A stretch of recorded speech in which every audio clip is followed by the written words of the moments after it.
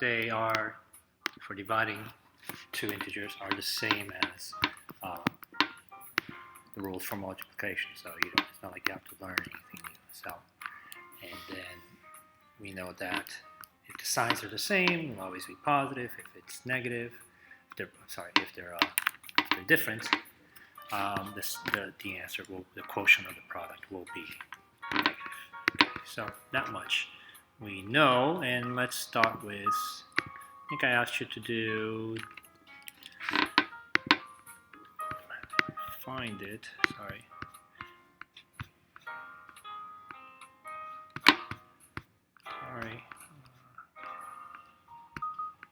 Okay, so it's 9 to 20 on this page. And then this one, I asked you to do the back side. Okay, so let's see how much you remember about solving equations, which is the point of this. But we can do it different ways. The first one says, if you're reading this, it says a negative number times, so a negative times this number that I don't know currently is equals to negative 45. Well, it's a negative times something, so let's talk about the signs first. Well, in order for my product in this case to be a negative, this number has to be a positive, because a negative times a positive will be a negative. Now, you and I both know that the only possible answer will be 9, right? Because negative times a positive is a negative. Now, if you put a negative over here, if you decided to put a negative over here, that wouldn't work, because that would give us positive 45. So you could have done it that way. I mean, there's nothing wrong with that way, but I hopefully that you maybe try to, work on remembering how to solve an equation. So in this case, we have negative 5 divided by t equals negative 45. We want the value of t, right? So we want our equation to look like this. So in order to do that, I have to isolate my variable, t. And in order to do that, I'm going to use inverse operations. Remember that an equation is one expression equaling the other expression from the other side. So we're going to use inverse operations. This is a multiplication currently, negative 5 times something. So I'm going to use the inverse operation, which is division. And I'm going to divide both sides by the coefficient, which is negative 5. Negative 5 divided by negative 5 is 1, or 1t, or just write t. And then negative 5 divided by negative 45 divided by negative 5 is positive 9. We can do a check. It's not asking you to do a check, but just going over what you learned last year or the year before. And we're going to substitute the t was 9, and we get negative 5 times 9 equals negative 45. And you can tell that the left side of my equation equals the right side of my equation. Okay. Same thing here. There's no difference. I know a lot of us, I prefer the variable on the left side, but if you want to rewrite that equation like this, there's nothing wrong, so it's up to you. So all I did was switch sides. So again, 8 times the number that I don't know equals negative 72. So 8 times this number that I don't know equals a negative. So in order for that to happen, because I know this is positive, the only sign that this number can have is a negative. So it has to be negative something. And that's obviously going to be 9. 8 times negative 9 equals 72, right? And we have both sides equal each other. So again, let me solve this. Use the inverse operation. We're going to divide both sides by 8. 8 divided by 8 is 1, and we're left with d, which is what I wanted. And d equals 72 divided by 8 equals negative 9. And there's our check. Negative 6p equals 48. Again, you and I both know that the number itself is 8. You just got to figure out if it's negative or positive. So here it says negative 6 times some number equals positive 48. And in order for that to have a product of a 48, positive 48, this number here has to be negative something. And I'll put it in parentheses. And the only number you and I know of is 8. Okay. Now, let me rewrite that equation over here. 6p equals 48. I'm going to divide both sides by negative 6. And p equals 48 positive divided by negative 6 is negative 8. Half of m equals negative 4. So again, when it's a fraction, we can do it a little bit differently. So if you think about it, that says half. And the opposite of multiplication, let me just write this a little bit. It's half times m equals negative 4. right? The inverse operation of multiplication is division. So if we do this, we're going to divide both sides, and divide both sides is the same thing as, we're going to divide both sides by half, first of all, right? So that's what I have. Half of m divided by half, and then -4 divided by half. Now, what is the same thing as dividing by half? Dividing by half is the same thing as multiplying by 2, isn't it? So another way we can write this, or probably the way you learned it last year, half of m equals -4. And the one thing we can do here, instead of going and doing this step, which might be a little bit complicated, is multiply both sides by the inverse, by the reciprocal of a half. And the reciprocal of a half is 2. Multiply this by 2. Multiplying both sides by 2, guess what happens? This 2 and this 2 cancel each other out. And I'm left with 1m. And on the other side, -4 times 2 is -8. So the answer is -8. Now, if we want to check just to make sure we're okay, let's copy the original equation. It says half of m equals -4. Half of -8 equals -4. Is half of -8 half of -8 -4? Yes, it is. So we know our solution -8 is correct. Okay, so just a little walk down memory lane in case you forgot. Likewise here. Now this says n divided by 2 equals -7. So if we're continuing with our method here of isolating a variable by using inverse operation, well, this is division. So let me write this a little bit bigger. What is the opposite of division? Is multiplication. So I'm going to multiply both sides. In this case, I'll multiply both sides by 2. So this is what ends up happening. Right? If I multiply both sides by 2, it allows me to get rid of this denominator of 2, and I'm left with n. And on the other side, -7 times 2 is -14. So now, that could have also been written like this, right? So this is the same thing as this. Okay? 28a, so a number, so 28 divided by a particular number equals -4. So this one, I don't know if I should take the shortcut here or explain the whole process. I'm going to take the shortcut because I don't want to make the video too long. But what ends up being done here is that we have to find a common denominator, and the common denominator ends up being a. Okay. So if I actually do it that way, I'll find. Here it is. Right. So if I find a common denominator, both sides, common denominator is a. So 28 over a already has an a. -4 has a 1. Right. So the common, so I change the 1 to an a. Remember, I multiply 1 times a, right? So that my new denominator on the right side is a. So if I multiply the bottom by a, guess what? I have to multiply the top by a, and then I get -4a on top. The next step, right, would be to multiply both sides by a, and I think I'm going to lose a few of you right here. And if I multiply both sides of a, guess what that allows me to do? This and this goes away, simplifies to 1. This and this simplifies to 1 again, and I'm finally left with something that looks a little bit more familiar. 28 equals -4a. Now this, it's easy, right? I would divide this by -4, divide this by -4, and a, this becomes 1, right? Positive 1, and 28 divided by -4 is -7. That's the really long way of doing it, and I'm pretty sure I didn't explain it too well. The other way, right, and this is where some people will say, well, just cross multiply. Well, cross multiply is just the shorter version of what we just did right now. So -4 is over 1.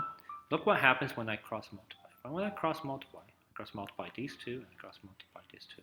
28 times 1 is 28, and 8 times -4 is -4a. Look, I end up being here. By cross multiplying, I skip this step, and I end up being right here, right? And then we divide both sides by -4, and that's our answer. But this Okay, and I guess when we get to it, I'll explain a little bit better. Okay, so based on that, the next problem now the next problem comes when we have a little problem, which is this guy over here. So let me write 3 fractions. This, by the way, let me write a different fraction. Let me write 8 over 4. 8 over 4, or 8 divided by 4, negative 8 divided by 4, or 8 divided by negative 4, or where the minus sign is in between. All 3 of these, if you actually went to evaluate, right, gives you negative 2, negative 2, negative 2. So it doesn't really matter where that negative is, right, whether it's in the numerator, denominator, or right in front, the answer still ends up the same. So my suggestion, something that you would be able to do here is, let's rewrite this. A negative 10 equals, and let's put the minus sign, not with a b, but with 4. So let's just shift that over here. Again, nothing changes, okay, but it just makes it easier for me to deal with. So I rewrote this, and what do we do now? Again, we can cross multiply, or actually not cross multiply, we can multiply both sides by negative 4, right? Because it says b divided by negative 4, so the inverse operation would be multiplication, right? So if you're divided by negative 4, the inverse operation would be times negative 4. And if I do that on one side, I do that on the other side. These two simplify to 1, and b times 1 is just b. And negative 4 times negative 10 is 40. So that's my answer, b equals 40. And just to show you that nothing changes, let's look at our answer. Negative b over 4. And we found out the value of b is 40. So let me substitute. Negative 10 equals minus, and then instead of b, I'm going to put 40 over 4. Negative 10 equals, and then the minus sign is just hanging out there, and then 40 divided by 4 is 10. Look. They are the same. Here, negative 1 over z equals 3, so this one is one where we want to cross multiply. Okay, so let me put this over 1, cross multiply. Negative 1 times 1 is negative 1, and z times 3 is just 3z. I'm going to isolate, so this says 3 times z, so the inverse operation would be division. I'm going to divide both sides by 3. 3 divided by 3 is 1, and 1 times z is just z. And my answer is negative 1/3. I'm going to substitute just to make sure it's correct. So here's negative 1 over z equals 3. So I'm going to take that z out, right, and put negative 1/3 at the bottom.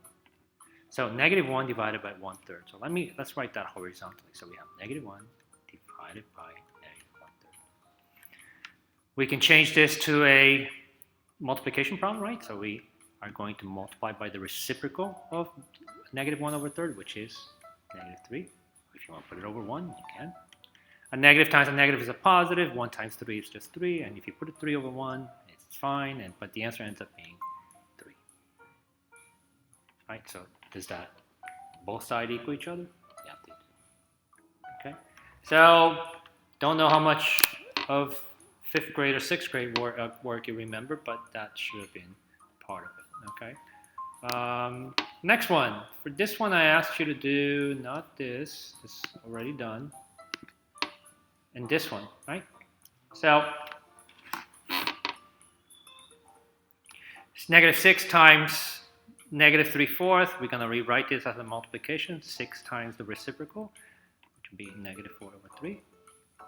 You put it over 1, that's okay. So I like to simplify before I multiply. So I know negative times a negative is a positive. First of all, my answer is going to be positive. I can simplify the 6 and a 3. That's going to become a 2. And 2 times 4 is just 8. Now, if you didn't simplify before you multiplied, look what you get. 6, 4 over 3, minus, minus, right? So if you didn't simplify, 6 times 4 is 24 over 3, and 24 divided by 3 is 8. So much easier if you simplify before you multiply. Next one, same thing. So let's write it horizontally. So we got negative 2/7 divided by, and let me figure out what this is as an improper fraction. So 12 times 2 is 24. 24 plus 5 is 27 over 12, right? So I'm going to rewrite that as negative 27 over 12. Let's change that to a multiplication problem. So it's negative 2 over 7 times 12 over 27. Okay, not much to simplify here. So we get negative 24, and they're both negative. So, sorry, negative and negative is a positive. So it's a negative. 2 times 12 is 24, and 49 equals 4, 189. I don't think we can simplify that. Okay. 11, again, let's change that to a mixed number, improper fraction. 2 and 4 is 8, plus 1 is 9, so that's 9 over 2, negative. Divided by 14 times 1 is 14, plus 3 is 17, over 14, also negative. Now I can change that to a multiplication problem, negative 9 over 2 times 14 over 17, negative. Negative times a negative is a negative, so it's going to be a positive answer. Let's simplify, can we? Yeah. 2 divided by 2 is 1, 14 divided by 2 is 7, and we get 63 over 17. And you don't have to change it to an improper fraction, you can just leave it like that. Last one, 3 over 2. Again, let's write it horizontally. 3 over 2, let me write over here, divided by negative 9 over 8. I'm going to change that to multiplication by multiplying by the reciprocal of negative 8 over 9, which is 8 over 9. Can we simplify before we multiply? Yeah, look, 3 and 9 becomes 1/3, right? 8 over 2 becomes 4. Final answer, negative 4 over 3. 32 divided by the opposite of 4, which would be negative 4, so the answer is negative 8. The quotient of the opposite of, so quotient means this, right? Quotient, the division problem, of the opposite of 30, which is negative 30, and the opposite of 6, which is negative 6. So that just gives me positive 5. In a sports competition, Elisa was penalized 16 points, negative 16. She receives the same number of penalty points in each of 4 events. How many points was she penalized in each event? Let's see, bring on a second. All right, so she got negative 16 points. So when we divide that by the number of events, that means that she got negative 4 points penalized in each event. Temperature in Syracuse was 95. By Wednesday, the temperature was half of that, so you can either do this or you can do this. It doesn't matter. Okay? And you get your answer. Okay?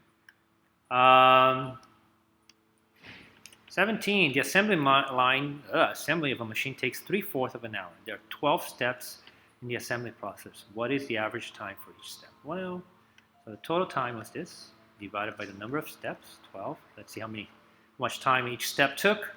3/4 times the reciprocal is 1 over 12. Simplify.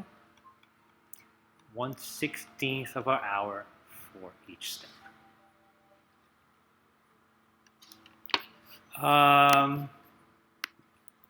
Okay, how many quarter-pound packets, 1/4 packets of plant food can a garden shop make out of 8 pounds? So if you imagine you have a bag of 8 pounds, right? And you're putting all that stuff in little packets of 1/4 packet, 1/4 pack. So how many of these packets can you make? Well, 8 divided by 1/4 is the same as 8 times 4 over 1, right? The reciprocal. That means I can make 32 packets. High school, you bought 40 soccer uniforms at $3,000. After soccer season, they returned some of the uniforms, but only received 40 per uniform. What was the difference between what they paid for the uniform and what they got for each return? Right, so let's find out how much they paid for it. So 3,000 divided by 40. So let's figure out how much each of those uniforms originally cost.